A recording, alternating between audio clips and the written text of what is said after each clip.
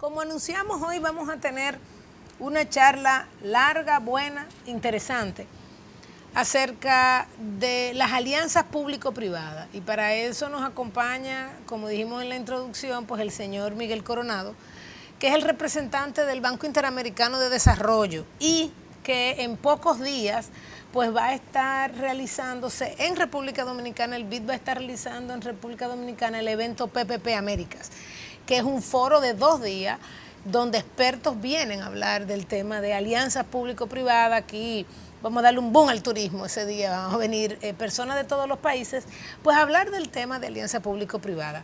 Y a mí me encantaría que usted primero nos hiciera una especie de motivación. O sea, ¿dónde surge este tema de alianza público-privada? ¿Qué es? ¿Por qué en este momento para República Dominicana? ¿Qué está pasando en América Latina con este tema? Muchas gracias, Jacqueline, por la invitación, por este espacio. Muy buenos días a la audiencia. Para mí pues es un placer poder venir acá, tener este espacio para venir a hablar sobre el evento que vamos a realizar el 15 y 16 de mayo en Punta Cana, en donde se va a tratar el tema sobre en qué consisten las asociaciones público-privadas, cuáles son esos elementos innovadores, tendencias que se están desarrollando en los países de la región, cuáles han sido exitosas y qué es una asociación público-privada. El gran tema, sí, es cómo hemos ido evolucionando desde el punto de vista de contratación pública. Tradicionalmente, yo que tengo formación jurídica, cuando uno comienza a ver la provisión de servicios desde el punto de vista de lo que hace un Estado, que es proveer servicios, obras y comprar ellos y proveer servicios a la población, ha habido una evolución del concepto. Hoy en día comenzamos desde las licitaciones clásicas, sí, hasta lo que llamamos nosotros hace muchos años las concesiones tradicionales de entrega a privados, pero hoy en día, ante las necesidades y las restricciones que se tienen en materia fiscal y el gran impacto que tiene la inversión, sí, para detonar el crecimiento y las inversiones que están haciendo nuestros estados dentro de estos ambientes, hay una oportunidad para realizar unas inversiones, sí, que los privados, dadas las condiciones, la naturaleza del flujo de recursos que se requieren para una provisión de servicios de forma eficiente y con calidad y con innovación, podemos traer a los privados para estructurarlos. Esta ha sido una evolución en Latinoamérica, ¿sí? Tenemos de todo tipo, o sea, tanto de sal como de cal, ¿sí? Entonces, el tema ha ido evolucionando, los marcos normativos se han ido consolidando en la región, tenemos buenos ejemplos en México, en el caso de Chile, en Colombia, hay nuevas tendencias de lo que se está haciendo y ha habido una evolución también, ¿sí? De lo que comenzaron a hacer en los años 80. También el tema ha tomado mucho relevancia, ¿sí? A partir de la crisis del 2008 y del 2000, que duró hasta el 2011 y donde realmente lo que hubo es necesidad, ¿sí? De comenzar a mirar no solo el capital que estaban dedicando los gobiernos para las inversiones, sino también ese espacio que haría para atraer a las inversiones, para proveer esos servicios, ¿sí? Y que sean unos servicios que se van a dar, las obras se van a realizar en tiempo, ¿sí? Y con la calidad que se requiere y dentro de los presupuestos. Entonces, creo que hay un gran avance y eso es lo que queremos en este foro, traer expertos de diferentes continentes, tanto del sector público como del sector privado, a tener una discusión abierta sobre qué son las APPs y cómo, ¿sí? En el caso de República Dominicana puede detonar el crecimiento, ¿no? Entonces, cuando nosotros miramos los números de la región, de cuánto se invierte realmente en infraestructura, están haciendo una inversión entre un 2 y un 2.5. En el caso de República Dominicana, la semana pasada estaba viendo el reporte del Ministerio de Economía, Planificación y Desarrollo, donde se estaba reportando un 2.8 el año pasado en infraestructura. 2.8% del PIB. Sí, del PIB. Entonces, y estaba destacando el gran esfuerzo que está haciendo el Estado dominicano, ¿sí? Para detonar ese crecimiento en obras de infraestructura. Entonces, el debate es cuánto necesitamos invertir. Hoy se dice, no, hay que hacer una inversión entre un 5 o un 8%, porque eso lo que implica es un crecimiento de la economía con la se detona, ¿sí? Y la productividad. Mira, el tema en República Dominicana, y yo creo que sería bueno eh, ver el enfoque que el BID como institución o que internacionalmente se tiene del tema de alianza público-privada. Como tú bien dijiste hace un rato, esto ha evolucionado mucho, sobre todo en la República Dominicana. La relación, que es diferente a la asociación público-privada, pero la relación público-privada data de siempre, ¿verdad? O sea, el sector público necesita bienes y servicios y entonces va al sector privado y adquiere esos bienes y servicios. Inmediatamente existe ese contrato o hasta esa orden de compra, se genera una alianza entre el sector público y el sector privado, donde el sector privado confía en el sector público y tienen esta alianza de provisión de bienes y eso es un tipo, digamos, una tipología de alianza. Luego, obviamente, evolucionaron los marcos normativos, sobre todo desde los procesos de procurement o de compra y contrataciones. Los países se dieron cuenta que era necesario fortalecer los procesos de compra y contrataciones, sobre todo de cara a la transparencia y a la eficiencia del gasto. Entonces los países avanzaron mucho. República Dominicana es un gran ejemplo de cómo se avanzó en el marco normativo y en la fiscalización y en la transparencia de los procesos de compra y contrataciones del Estado. Existieron también las muy controversiales en República Dominicana concesiones, donde en algún momento el Estado, reconociendo que no tenía la capacidad de desarrollar algo así porque no tenía el expertise o porque no tenía el dinero y era necesario, pues realizaba concesiones al sector privado. Estas concesiones regularmente eran un foco político fuerte porque, bueno, tú hacías la concesión y al ser esa única concesión, tú no tenías con qué, como hacemos los economistas. A los economistas nos encanta tener un punto de referencia, ¿verdad? Lo que nosotros decimos un grupo control y un grupo tratamiento. Donde yo digo, a este grupo no le voy a dar algo y a este grupo sí se lo voy a dar, dos grupos homogéneos. En las concesiones no hay eso, en esas concesiones le diste la concesión y así se fue. Y obviamente que eso comenzó a traer temas importantes. Y como bien tú dijiste, en la región comenzaron a darse, no en la región, en el mundo, los temas fiscales fueron incrementándose, producto de muchas cosas, pero sobre todo entre ellos de sistemas de seguridad social muy onerosos, de incrementos en las contrataciones de personas con una perspectiva política claramente, y eso fue, digamos, drenando y aumentando la deuda de los gobiernos. Y esta deuda de los gobiernos en el tiempo, cuando hubo mucho capital, muy barato, era fantástico, mejor ir a los mercados de capitales que te prestaban muy barato y tú entonces con esa plata ir y hacer unos procesos de compra, pero siempre existía el problema del agente principal, ¿verdad? O sea, de que, ok, tomé el prestado para hacer este proyecto, pero este proyecto no tiene un doliente real. Y ahí el tema de alianzas público-privadas, yo creo que, yo soy muy positiva con este tema, yo sé que tiene sus issues, pero sabes que yo soy muy positiva. Viene primero a quitar, a poner eficiencia. O sea, un privado no puede durar 10 años haciendo un proyecto de infraestructura, porque tiene un plan, un objetivo, una rentabilidad que tiene que lograr. Y por ende, muchas veces esas son de las cosas positivas que trae el tema de alianza público-privada, que durante todo el proceso hay un proceso de gestión del proyecto que está muy enfocado en el tema de eficiencia y en el tema claramente de rentabilidad. El otro es que trae capital sobre la mesa, donde los estados ya comparten este riesgo, o sea, no tienen que ir a endeudarse, trae inversión extranjera muchas veces y sus balances macroeconómicos mejoran significativamente. No tiene claramente el tema de que va a llenar estas empresas o estos proyectos de personal, o sea que también quita un poco esta discrecionalidad política que tienen los estados para hacerlo. Pero, y sé que vamos a hablar un poco más adelante, también tiene sus retos de con quién me voy a aliar.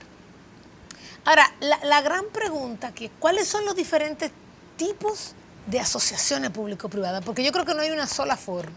En la experiencia de ustedes o en lo que se da hoy en día, ¿cuáles son los diferentes tipos? O sea, ¿cómo es?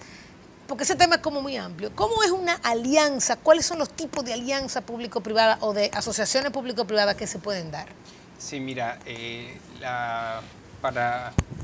creo que muchos de los elementos que tú has mencionado son muy relevantes hoy en día en el contexto en el cual nosotros conocemos y sobre todo cuáles son los beneficios que traen las alianzas público-privadas de traer nueva innovación, ¿sí?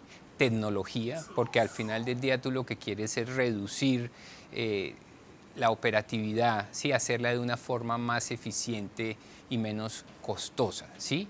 Y poder cumplir con un presupuesto. Acuérdate de cuando tenemos estas alianzas público-privadas que son de largo plazo, tú lo que estás incorporando es una visión de gastos tanto presentes como futuros. Y tú lo que estás haciendo es distribuyendo unos riesgos, ¿sí? Por los cuales tú, el que mejor tenga la posición para resolverlos, ¿sí? Tenga ese apetito, lo pueda hacer. Exacto. Entonces, y eso te va a permitir, ¿sí? Que tú cumplas con un presupuesto y con un tiempo, ¿sí? Que hoy en día cuando tú tienes la prestación de lo que llamamos una obra tradicional en que se te hacen la obra y te la entregan. Acá también tenemos operación y mantenimiento y lo que tú quieres al final del día es garantizar esa calidad a las personas que van a usar y tener un servicio altamente rentable. Entonces, esos son los grandes beneficios que se nos presentan hoy en día en el tema de APPs. Ha habido evolución, ¿sí? Yo creo que nuestros países están llevando una discusión muy abierta, ¿sí? Viendo las ventajas y necesitamos tener esa seguridad jurídica de tener un marco de referencia en el cual el inversionista venga, ¿sí? Sepa, el privado va a levantar los recursos, ¿sí? Pero van a tener que estar garantizados de alguna forma con la rentabilidad. Entonces, ¿eso qué implica? No todas las obras las vamos a poder hacer por APPs y vas a tener que tener un cuerpo muy calificado, ¿sí? Para que pueda determinar cómo esos grandes proyectos que queremos realizar con APPs van a detonar, ¿sí? Y se van a integrar a un conjunto de proyectos en la República Dominicana. Y una preguntita, la concesión, ¿cómo la conocemos? Sí. ¿Y las asociaciones público-privadas, en qué se diferencian? Perdón que tú me preguntaste sobre las modalidades, ¿no? Que querías, hacia allá iba tu pregunta. Mira, lo que hay ahora realmente es declarar que hay una asociación público-privada, un interés de realizar y se hace una licitación, ¿sí? Y esa es una clase tradicional de APP, ¿sí? Dependiendo. Sí, hoy en día tú puedes llamar para construir, administrar y una serie de prestación de servicios, ¿sí? Que podríamos decir por tipología o tipo de obra. Y la otra que está es la no solicitada, que es cuando un privado le presenta al gobierno, ¿sí? Un proyecto que él considera, ¿sí? Que tiene un impacto y que tiene las características para poder, de interés general, para beneficiar. Entonces hay otro proceso y esos son los dos tipos, por lo menos que yo alcancé a leer de lo que tiene previsto la ley. Hay una modalidad nueva, por lo general lo que tú quieres traer es el interés privado a realizar esas obras. Hay una nueva modalidad que se está incluyendo en el proyecto de ley que habla de entidades sin fines de lucro, ¿sí? Entonces trata de dirigir ese segmento como a organismos internacionales en el cual tengan interés de realizar una obra, ¿sí? Que por su misma naturaleza tiene que cumplir con la rentabilidad, pero no hay un lucro per se. Entonces, esas son las únicas diferencias que yo he visto en la ley. Y en otros países, ¿está más enfocado en gobiernos generales o también hay ejemplos interesantes en gobiernos locales? Sí, tenemos, o sea, eso depende un poquito del régimen de cada uno de los países, ¿no? Si tú vas y miras, en el caso de México, pues son estados federales, o en el caso de Brasil o en el caso de Argentina. Tienes diferentes desarrollos, ¿sí? Y competencias, ¿no? Porque también las necesidades municipales.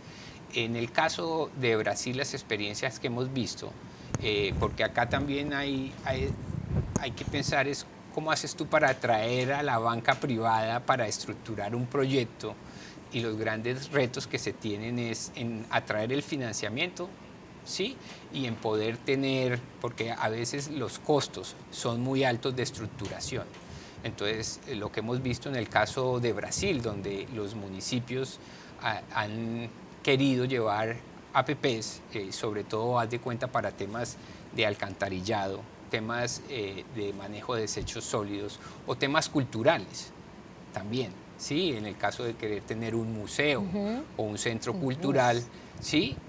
los estados están demandando y están viendo que este tipo de herramientas. Entonces ahí lo que tenemos que ver es, como dicen los banqueros, cuál es el ticket mínimo que yo puedo poner. Entonces tenemos que trabajar desde el punto de vista de cómo bajas tú los costos transaccionales de esas operaciones, que normalmente son costosas, porque implican equipos financieros, equipos económicos, jurídicos, de el país y muchas veces la banca internacional para transacciones que pueden ser pequeñas. Entonces, en el caso de la evolución que se ha visto en el Brasil, ha sido cómo hacemos para tener una papelería que facilite que la transacción no sea tan costosa, y segundo, cómo haces tú para motivar a la banca financiera para que se acerque a reducir, ¿sí?, esos tickets. ¿Sí? Claro, y que pueden ser proyectos de 10 o 15 millones de dólares, ¿sí? Mientras que un proyecto de otra envergadura, yo por ejemplo tuve la oportunidad de ver lo que se hizo en México cuando se entregó el Spectrum de 700, ¿sí? Una gran licitación de más de 8.000, 9.000 millones de dólares, en la cual se puso al público que sí, se abrió un concurso para que vinieran los privados y estructuraran, ¿sí?, con unas fechas específicas para cubrir y llegar a la última milla en la prestación del servicio de Internet. Mira, y un último temita para cerrar este segmento, y en el próximo quisiera que hablemos ahí un poco del tema de riesgos, de cómo se controlan estos riesgos, de cuáles son de ambos lados, y cuáles soluciones se le ha encontrado en el tiempo. Pero algo interesante está el tema, y lo voy a poner muy simple, verde, en este tema de las asociaciones público-privadas. Es un tema de creciente interés, el tema de sostenibilidad ambiental, de sostenibilidad en el tiempo, y no sé si la reputación de este tipo de asociaciones público-privadas, aunque hoy en día se utiliza en los procesos de compra y contrataciones normales, hay este elemento verde, si ha sido un elemento diferenciador, o existe, o es un elemento dentro de las leyes, o sea, ¿cómo es eso? Ok. ¿Quieres que lo tratemos ahora o en el próximo? Sí, no, ahora podemos tratar un poquito de eso. Ok, lo que tú quieres en el tema de manejo de riesgos, ¿no?, que nos mencionas, realmente es tratar de hacer una distribución lo más equitativo. Entonces, dependiendo de la transacción, pues tú tienes riesgos de diferente naturaleza, ¿sí?